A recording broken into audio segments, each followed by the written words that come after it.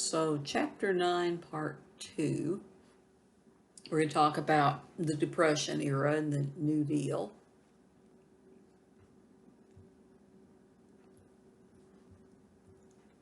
And the Great Depression is going to last all through the 1930s. The official beginning, most people will say, would be the big stock market crash in 1929. There were a lot of causes for the Great Depression. I mean, we had the collapse of the banking system, which was tied to the deepening debt of the farmers in the 1920s. The farmers had a rough time in the 1920s. And I think we mentioned that when we were talking specifically about the 20s. You have deflation, which means the the money supply is so constricted that, say, supply and demand is all askew. For example, you're going to have all of these factories that have produced so many goods, but the people are unemployed in such numbers that they can't really afford to buy the products. So you start to see the prices going way, way, way down, and that's not a good sign. Okay, when you have deflation, then this is a dangerous sign that you're heading into some sort of deep economic trouble.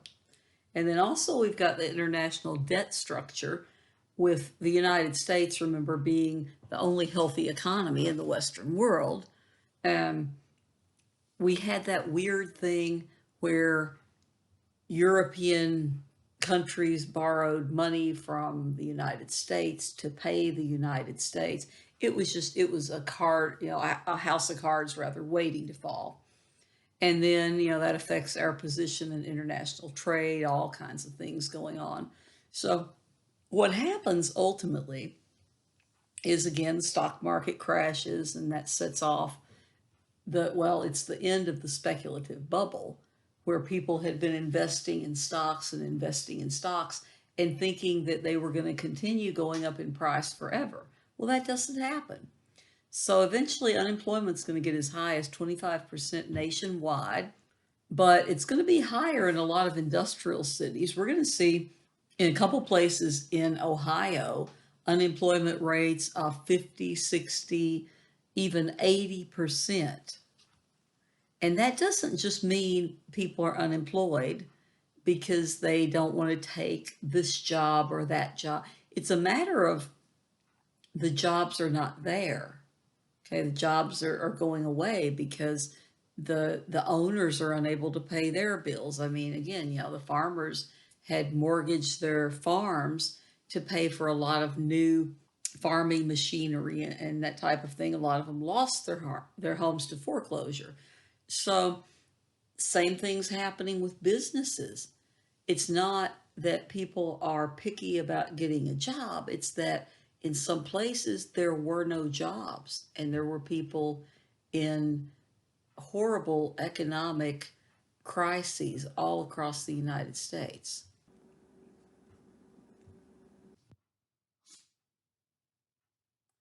And as I said, stock market crash was a symptom of a lot of deeper problems in the economy. So by 1932, people were becoming desperate. Herbert Hoover, the Republican incumbent, had not really been able to help bring a lot of help to the American people. He had started out by telling the businesses to not lay anybody off, to not cut their pay or anything like that. And that was called voluntary cooperation. Well, I mean, reality says if you're not bringing in enough money to pay your workers, you're going to have to, let some of them go. So Hoover had not really spent as much money. He wasn't willing to go very deep in the the purse of the United States and bring a lot of money out and try to bring relief to the American people that way. He also had some other things that happened, like there were some World War One veterans who were promised that in 1945 they would get a bonus of $1,000, and they went up in 1932 to Washington, D.C., and they protested. They said they needed the money now. They and their family their families were starving, and that did not end well. We ended up with Herbert Hoover ordering the military to attack these World War I veterans, and it was terrible. So FDR, Franklin Delano Roosevelt, is going to easily win the presidency, and he was able to promise a New Deal. Now, when he talked about it in his campaign, he didn't really give a lot of details. I believe he wanted people to think what they believed would happen, kind of take that idea and say, yeah, this is what he's going to do. He was very vague about it. So 1932 and 33 are arguably the worst years of this decade-long depression. And he's been elected in 1932. He comes into office in early 1933, and he's going to start trying to fix things. He's going to try many different programs. And his wife, Eleanor Roosevelt, calls herself the eyes and ears of the New Deal. She's extremely important to the New Deal. And she's responsible for her husband looking into more assistance for Black men and women, because they had been very much overlooked in terms of federal help, in terms of hiring, and the jobs that were being created by FDR's cabinet to put money back into the economy. They called it priming the pump, right? We're gonna try to give these people something to do, and we'll pay them. Well, they didn't really take a lot of Black men and women. So she was really, really concerned about that, and she got him to look into it. And she's outspoken in her concern for women and children during the Depression. So in reality, even with Eleanor Roosevelt, one of the most powerful and one of the most well-known women in American history, truthfully, in modern, in the 20th century times at least, she still was not able to get several of the New Deal programs to change their focus a little bit more toward women. Many of those New Deal programs focused on getting money back in the pockets of Americans were focused on men.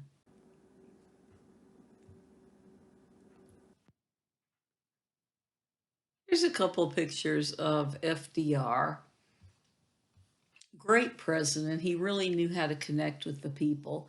Now, the people of the 1930s were a little bit more naive than we are today because of a lot of reasons, TV, movies, internet, etc.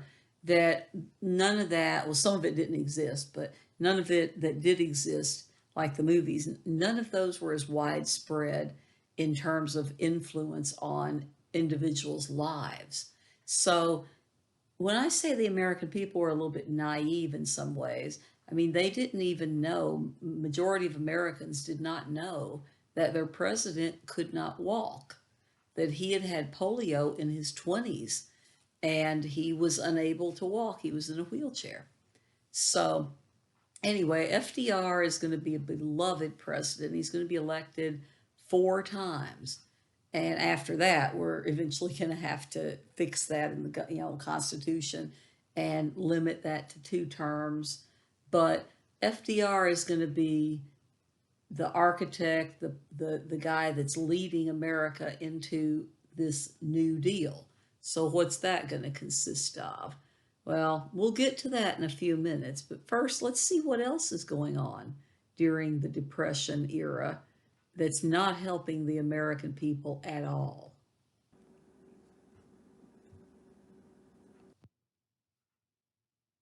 To understand the big picture for the women and men of the Great Depression, you also have to understand the Dust Bowl. Now, the Great Plains region is going to have a drought for over a decade. Okay, it's going to go from Texas up through the Dakotas, and the causes are, there's not much rain, and there's temperatures that average over 100 degrees in parts of the Great Plains during that period. The average temperature one of the years was like 101 in many of these areas. So you don't have enough rain, and you're trying to grow crops, and it's not going to happen. You're going to have some areas that are so bad that the soil had just, been reduced to dust. And then, of course, there's the erosion. And you'll see these great dust storms that come up. And some of these great dust storms are called black blizzards because you look at them and it looks as if really it looks like a tornado sometimes, but it looks, just like instead of heavy, heavy snowfall, it looks like there's just this incredible cloud coming at you. And it was very dangerous. It killed people if they happened to be outside at the time. It could kind of pass through really quickly if you were outside. The dust all gets in your lungs. You could suffocate. Killed a lot of livestock, lots of livestock. The worst dust storm, I can't remember what year it was. I want to say it was 1934 for some reason. But the worst dust storm of this era took land from out there in the Midwest, okay, out in the Midwest, and blew it all the way. Some of the dust ended up going all the way to New York and the East Coast, and some of the dust ended up 300 miles out in the Atlantic Ocean on a ship. So that's massive right there. So yes, there's deaths, there's black blizzards, the little dust storms that I remember from when I was a little kid. And we would visit my grandparents in Arizona. You would see these little kind of, dust devils, my dad would always call them. That's not what we're talking about. This is terrifying. So a lot of farmers are losing their land. They can't pay the mortgage. They can't grow the crops. The prices of crops have dropped, even if they could grow it. And there's the erosion and everything. So we see that sometimes there were advertisements that would be sent to the Midwest and say, "Hey, if you're looking for a job, come to California. We've got plenty of jobs. You could pick oranges or whatever," right? And so we end up with a lot of people migrating, leaving their farms. They've lost their farms a lot of the time, but just leaving their homes and heading off west to California. A great movie, if you ever have a chance to watch it, was made, I believe, in 1940. The end, the Depression is starting to ease up a little bit. It's coming to the end. But contemporaneous movie called The Grapes of Wrath. It was based on a book by John Steinbeck. And it tells the story of a family of migrants actually headed to California for that very purpose because they lost everything. Now, a picture on the right is a famous picture taken by the photographer Dorothea Lange, and it's called Migrant Mother. The woman in the picture, what was her name? I think it was Florence, and she really did not like being the face of the Depression. Okay, in later times, you hear from her, and she had several children. I mean, you can see some of them hanging on her right there, but this picture became really iconic because it shows the harsh struggle that these people are having. They're living in tents. They're trying to make it out from wherever they are to somewhere that has work. And one of the big sayings during this period, during the period of the Great Drought going on at the same time, was people would make plans and they would say, if it rains, because it just didn't rain enough to help anything.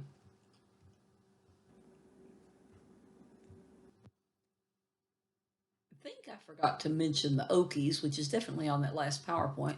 But the Okies, sometimes that was a derogatory name that was given to a lot of people who came out west looking for jobs because many of them were from Oklahoma. Not all of them, but that came to be a derogatory term that people used for a lot of the migrants. Now, the picture on slide number 6 here shows, yeah, the results of one of the dust storms. I'm telling you, those are not playing around. The dust-buried cars, wagons, just the picture tells the story, right? And this is in South Dakota in 1936.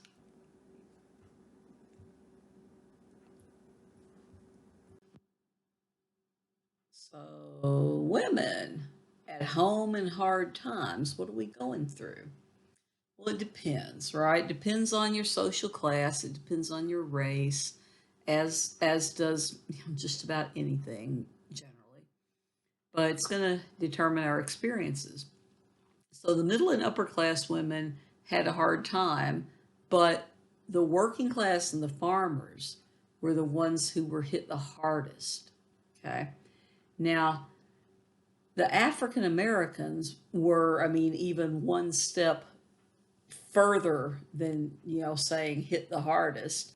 They were just, I don't even know how can I go any further than that. They were just devastated by the Great Depression because they're going to be fired first if, something happens and they need to let somebody go.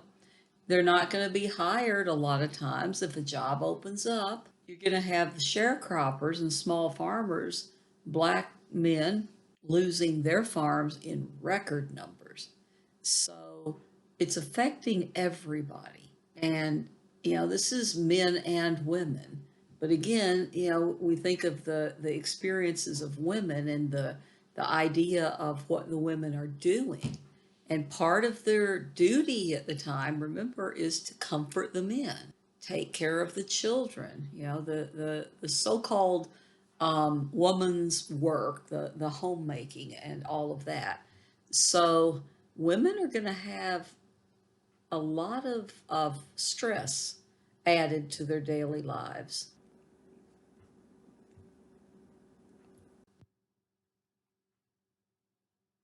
Having said that, we need to realize that there were studies done that looked at the effect of job loss on men, but not on women. There's a book that if you would be interested in reading it, you can get it on Amazon. Okay, it's called The Unemployed Man and His Family, came out in 1940. And it talked about how families were disrupted and that the man felt as if he were emasculated. He had lost his position in the home. He had lost his power. And so one of the conclusions is that in many ways, the Depression was harder on men than it was on women. Now, what they're basing that on is social constructs and expectations. In other words, what does society in the 1930s say a man should do, should be responsible for, should provide?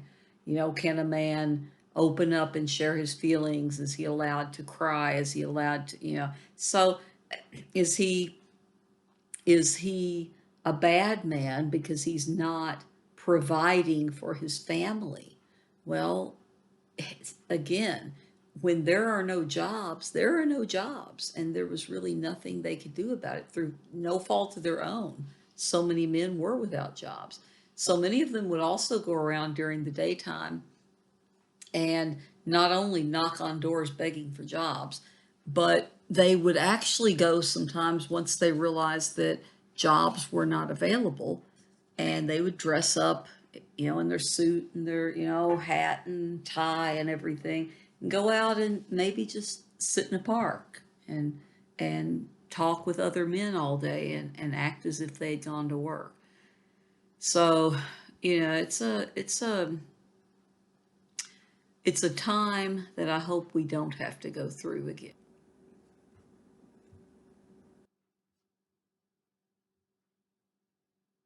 But if we start to look at the gendered experience and we kind of break this down a little bit, we're going to see that from 1930 to 1940, the number of employed women in the United States rose by 25%, went from 10.5 million to 13 million.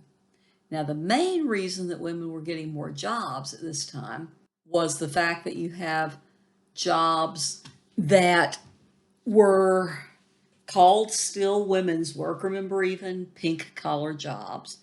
And a lot of these women's jobs were not going to be as impacted by the losses in the stock market, okay? Because they're going to be dealing with domestic service work, teaching, clerical, secretarial work. Those jobs are pretty stable, even in a risky economy, usually, okay? Because people are going to want or need their housekeepers and the people that work for them in their houses if they have enough money. Teaching, we're going to need the schools, and the businessmen who are still going to be in business are going to need some secretarial work done. So again, problem is these jobs also pay a lot less than the men made. The idea was that the man should be the head of the family. He should be the one that makes the money.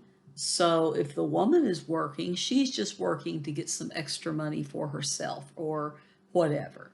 So that was a belief at the time. And in some cases it was true, but there were a lot of female heads of families back then for whatever reasons.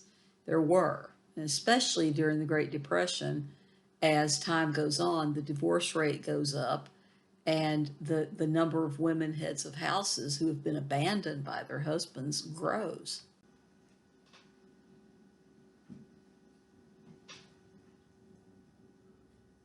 Regarding women working outside the home, hey, that had been happening for quite a while. But we start to see, as the men are losing their jobs, women getting the blame for taking jobs from men. Now, the truth is, a lot of those jobs that the women had were not going to be jobs men would have taken. So they are going to ban married women sometimes from working. And that was, again, to supposedly prevent women from taking men's jobs. So 1932 National Economy Act says, if there's layoffs, the first ones let go are those with another family member already working for the government. Okay, so that would be if there was a husband and wife, that would definitely be the wife. Now, in 1936, there was a Gallup poll that said 82% believed if the husband had a job, the wife needs to stay at home. Again, this is the Great Depression. A lot of these people have to work to make, so-called ends meet. But, it just wasn't in their frame of reference, really. So schools had policies to not hire husband and wives in the same districts. That's a thing that was at least still around in the 70s when my dad was a principal when I was a kid.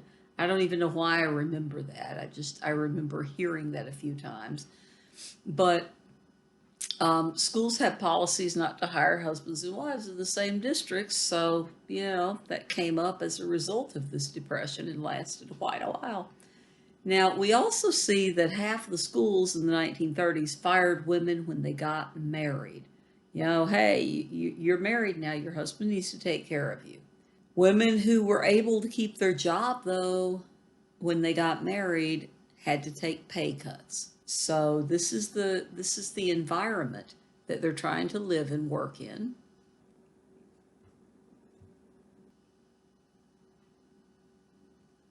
We have a couple of sociologists you may remember from Middletown, Helen Merrill, Helen and Robert Lynn. Let's just keep it simple. Okay.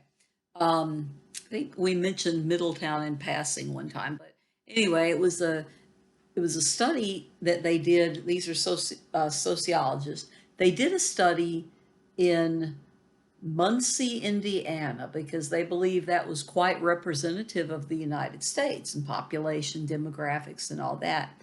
And they called Muncie, Indiana, Middletown when they published their study. Now they're going to come back during the Depression. I think it's more than 10 years later, during the Depression, and they're going to find that people, first of all, held on, for the most part, to their values during the Depression. Okay, most people were not resorting to crime and whatever. Most people were trying to still be good people, holding on to their values. They also found that women's worlds, in quotes, remained pretty much unchanged and undamaged in a lot of ways. Now, in many ways, maybe the women even had more of an important role in the family once the husband did lose a job. Because remember, nurturer, comforter, caretaker of all sorts. Now, we also see then that pop culture is going to step up, as it does, for good and for bad. But in this case, you've got your radio shows, you've got the movies that are emphasizing the importance of housewives, okay, to make them really, to encourage them, to make them feel as if they are noticed and appreciated. Now, you're going to see ads on the radio, in magazines, in newspapers about frugal budgets, about how to cut corners, how to make whatever, you have last. And if you've known people who grew up during the Great Depression, like my dad, who was born in 1918 and has been gone since 2003. But if you know anyone who was a child who could remember growing up during the Great Depression, you will know that for the most part, they are very careful with their items that they buy, their possessions. They don't really like to throw a lot of things away if they think it might be useful at some particular time. Now, I'm not saying they're hoarders, but they're going to be very careful. They're going to be the ones that that are going to save the twist ties from a loaf of bread or something like that. So anyway, you've got a lot of frugality that has to happen because people are starving during this era. So women's magazines and radio shows are going to be devoted sometimes to teaching the women how to stretch their food budget. And they're going to talk about lots of casseroles and one-pot meals that could feed a family and still be filling. Now, some of those are going to be chili, which is still a good choice, I think.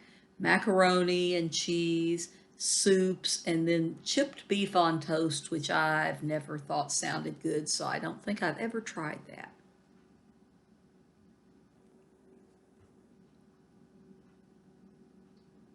We need to talk about a very important woman in the Great Depression era. This is Frances Perkins. She's the first woman to ever serve in a presidential cabinet. She's going to be Secretary of Labor, and boy, does she have her fingerprints all over the New Deal. She's amazing. Okay, she's going to work to help develop the Social Security Act. Now, part of the Social Security Act is unemployment insurance. Okay. Now she's working on the Fair Labor Standards Act, 1938. Social Security Act was 1935. Fair Labor Standards Act is 1938. And look at what happens here. It establishes federal minimum wage and maximum hours. Now that means that if you work more than that, they have to pay you overtime, okay, for women and men. And finally, they're doing something about child labor, okay? Frances Perkins is the architect of a lot of that. Very, very important, powerful woman.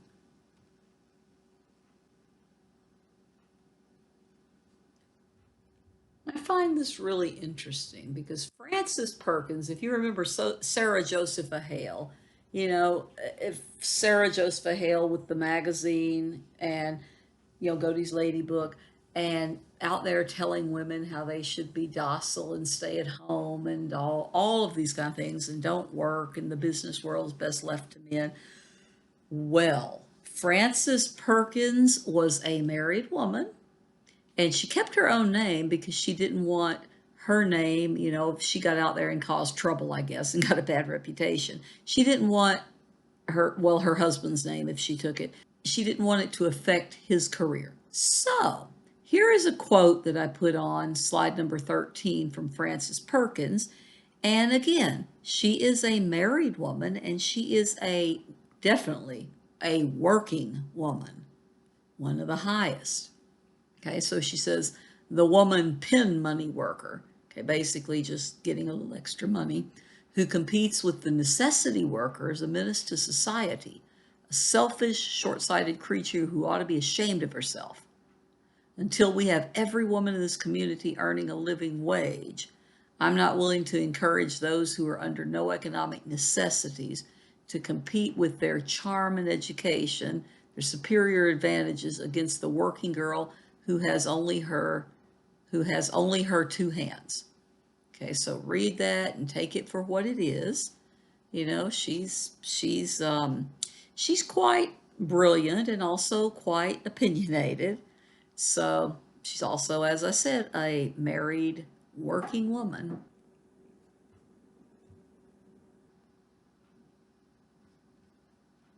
With people angry at you for working, why work? Like I said earlier, it's necessary. It's the depression. You need the money, whether your husband has a job or not. But there's also a lot of single women out there. Because remember, they started in the 1920s getting a little bit more freedom and going to find a lot of women who are single and they need jobs. So it's hard to get hired. It's hard to keep a job if you're a woman in that era.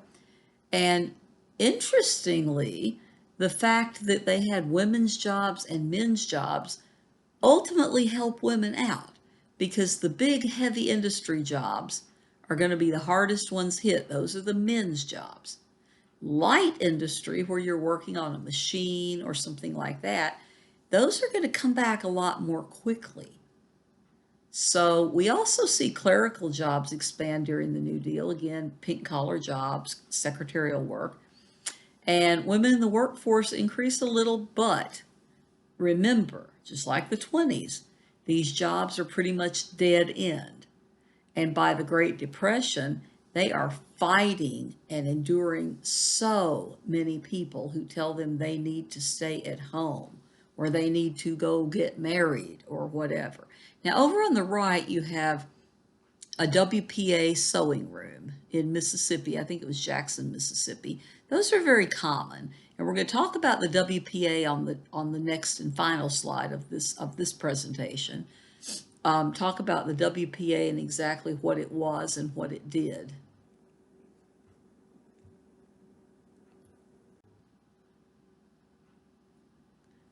Part of FDR's New Deal and part of what he's wanting to do is he's wanting to put money in the pockets of Americans so they could prime the pump and get the money getting back into the economy. You know, you give people some money and they will spend it hopefully in the economy. So basically, one of the big programs under FDR's New Deal was the WPA, the Works Progress Administration. Now, it provided work relief for the unemployed and kept between, you know, I don't know, 1.5, 3 million workers employed between 1935 and 41 with an average of about 2.1 per year million. So they're doing hard work, mostly men, okay, because they're building things. They're building, renovating 110,000 libraries, post offices, schools, and so on, 600 airports, 500,000 miles of roads, and 100,000 bridges. This is hard work, right? Now, what it's doing is it's giving incomes to the unemployed workers so they can put the money back into the economy, as I said, and stimulate the economy. Now, they were really flexible and imaginative. You had the Federal Writers Project, Oral History Projects, the NYA. My dad said he actually worked for the NYA for a while, the National Youth Administration. He was young enough that he worked for them for a while. He ended up, though, leaving high school and taking off for California. He was from Illinois up by Chicago. And he ended up, he said he didn't see his mom for 2 years, but he tried to send money home. But he rode the rails. I mean, he got, jumped on trains and headed out to California. and got a job as a truck driver and all sorts of stuff. But he did work for the NYA for a while. Now, oral history projects and writers projects, what that means is if you were, say, a historian and you're unemployed, they want to make sure that you're earning money. So they would give you something to do. Now, 1930s, there are magnificent oral history projects that have been stored in libraries that are going to be incredible for research and are already incredible for research because they're going to actually be able to take oral history reports from some people who had lived under slavery. Okay, and it's just incredibly, it's amazing if you ever listen to any of those or well, if you ever read any of those. So they're very creative in the way that they're going to get people jobs in their field a lot of times. Now, what about women? Well, the work programs for women are going to come about in 1933 through something very specific. It was called the Women's Division of the Federal Emergency Relief Administration. So specifically, FERA had a women's division. Now, later on, it's going to be moved, the responsibility is going to be moved over to the Works Progress Administration, the WPA. So again, this is going to be work relief for the unemployed. Lots of women are going to be placed in clerical jobs, secretarial jobs. They're going to work as librarians. Some of them are going to go to work, though.